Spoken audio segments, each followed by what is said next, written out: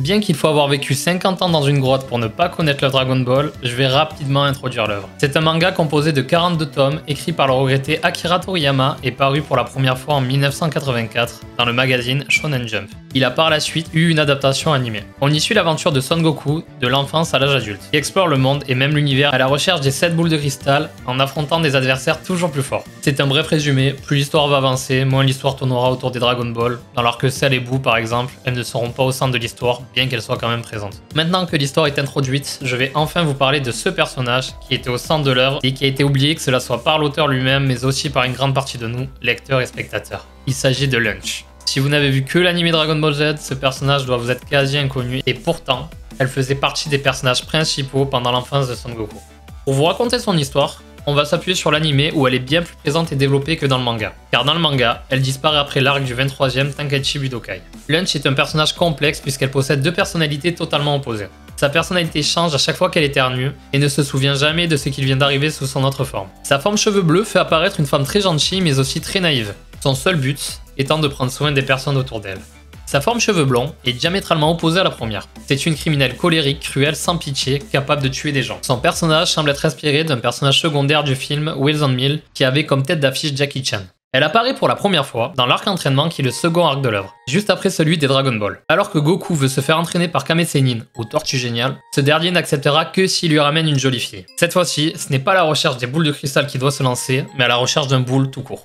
Il tombe alors sur Lunch qui est aux prises avec des policiers car elle vient de braquer une banque sous sa forme blonde. Quand Goku la rencontre, elle est sous sa forme bleue car elle vient d'éternuer. Elle ne comprend pas pourquoi les policiers veulent l'arrêter. Son Goku et Krillin la sauvent et la ramènent chez Kame Sennin, qui est très heureux de cette trouvaille. Mais hélas pour lui, elle éternue et se transforme. Elle les prend en otage et leur tire dessus. Finalement, elle éternue une nouvelle fois et accepte de vivre avec eux. En contrepartie, elle leur fera la cuisine et s'occupera de la maison. Dans l'arc du ruban rouge, Goku part à la recherche de la Dragon Ball de son grand-père, mais il va tomber sur une organisation criminelle, le ruban rouge, qui ont eux aussi comme objectif de réunir les Dragon Ball afin de dominer le monde. Alors que Lunch vit encore chez Kame Sennin, le capitaine Doc de l'armée du ruban rouge et ses hommes attaquent l'île de Kame Sennin. Malgré le fait que ce dernier réussisse à tous les vaincre, l'un d'eux prend Lunch aux cheveux bleus en otage.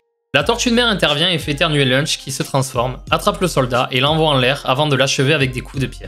Alors que Son Goku part attaquer le QG de l'armée du ruban rouge, Lunch part en avion lui prêter main forte, mais elle arrive trop tard car Goku a déjà gagné.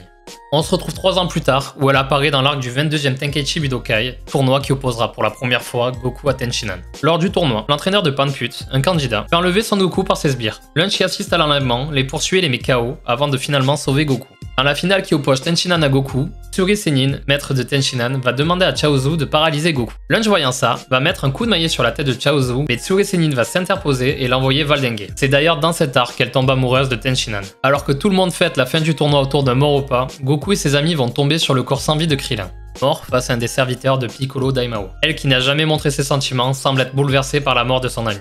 Elle n'hésite d'ailleurs pas à prendre les armes pour aller combattre les démons. Derrière, elle ne fait que des apparitions symboliques dans l'arc du 23e Tenkaichi Budokai, qui est l'arc marquant la fin de l'adolescence de Goku, avec un combat magistral entre lui et Piccolo. Elle est là pour supporter ses amis et créer des scènes humoristiques, comme ici, où elle jette le Tout-Puissant dans une tranchée.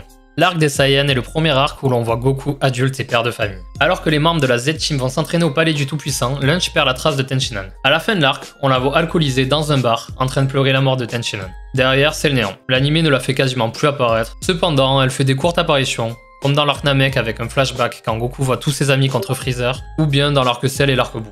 Dans ce dernier, on l'aperçoit donner son énergie à Goku. On apprend dans cette scène qu'elle a un camion de restauration avec comme nom Lunch Express, un jeu de mots évident avec son nom. D'ailleurs, elle n'apparaît même pas dans l'anime Dragon Ball Z Kai, tous les passages d'elle qui avaient été ajoutés dans l'anime original par la Toei ont été ici supprimés. En entendant son histoire, ceux qui ne la connaissent pas doivent se dire pourquoi était-elle un personnage important et apprécié du public. Elle était appréciée du public car c'était un personnage à but humoristique. La majorité des scènes où elle apparaissait étaient là pour nous faire rire, que cela soit en cognant Kame Sennin ou bien en se frayant une place dans les tribunes du Tenkaichi Budokai avec sa mitraillette. Bah alors, pourquoi a-t-elle disparu dès la fin de l'adolescence de Goku?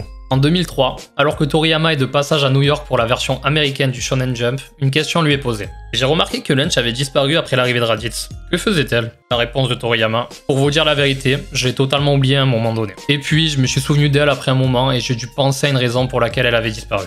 Alors j'ai donné l'impression qu'elle courait après Tenshinhan. Il avait d'ailleurs donné cette même explication dans le dictionnaire de Dragon Ball, le Daizenshu 7, paru en février 1996. Il nous dit que Lunch est partie à la recherche de Tenshinhan, mais qu'elle ne le trouve pas car il change souvent d'endroit. Toutefois, dans un des guidebooks Dragon Ball Forever, Toriyama nous dit qu'elle a finalement retrouvé Tenshinhan et vit désormais avec. Mais en 2013, dans l'émission Mando Kobayashi, il revient sur ses propos en nous expliquant que Lunch, voyant que Tenshinhan ne répondait pas à ses sentiments, préféra partir, bien qu'elle passe de temps en temps le voir. C'est assez dommage car c'est un personnage assez unique dans l'œuvre de Dragon Ball, qui mettait en plus en avant les troubles dissociatifs de la personnalité, avec ce personnage qui était dans une forme cheveux bleus, le personnage le plus gentil du monde, tandis que dans sa forme aux cheveux blonds, elle était au contraire une criminelle qui avait d'ailleurs un avis de recherche sur sa tête, commettant des braquages, tirant la mitraillette sur les gens, et j'en passe. Pour ceux qui souhaitent la découvrir et comprendre pourquoi elle était appréciée, je vous conseille de regarder l'anime Dragon Ball ou bien de lire les premiers volumes du manga, bien que comme dit en début de vidéo, elle est beaucoup moins présente avec moins de gags. Et voilà, c'est la fin de cette vidéo qui traite de mon manga préféré, Dragon Ball. C'est une vidéo assez différente de ce que vous avez pu voir précédemment, puisqu'elle ne parle que d'un seul personnage. Si ce genre de format vous plaît, n'hésitez pas à me dire quel personnage un peu oublié vous aimeriez voir dans une prochaine vidéo, mais aussi à lâcher un petit like. On se retrouve pour une prochaine vidéo, ciao tout le monde.